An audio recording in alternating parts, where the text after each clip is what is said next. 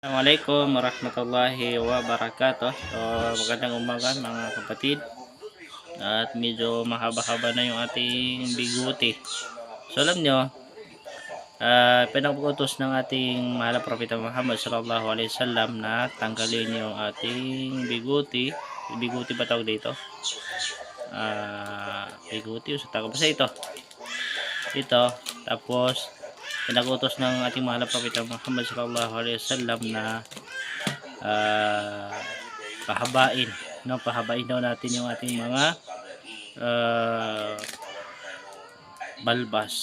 Masyaallah. So ito, kinakailangan ay tanggalin at ito ay kinakailangan ay pahabain natin. Huwag natin putulan. So ngayon ay napakain natin si missionary dahil pupunta kami ng Iligan City. So kaya nga na ko na. Bismillah. Sige na. Kaya na.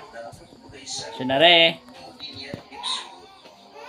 So alam nyo, napakabilis ng panahon, no? At lang isang Muslim, palagi natin pasalamatan si Allah sa mga biyaya na natatanggap natin at hinihiling natin sa Allah na umabot tayo ng Ramadan. Alam naman natin na papalapit na ang buwan ng Ramadan mga kapatid sa Islam. At napakaswerte ng mga tao na umabot sa buwan ng Ramadan. Inshallah. Dahil ang Ramadan ay sayang sa haligi ng ating relihiyong Islam, no? Apat na haligi sa Islam.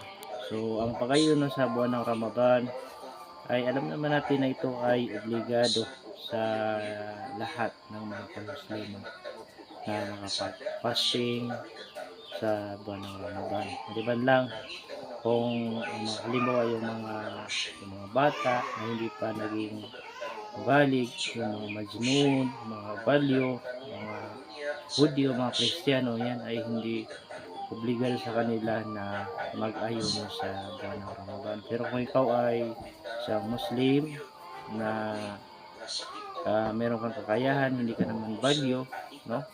Yan ay obligado na ikaw ay mag-fasting sa buwan ng Ramadan, mga kapatid sa Islam.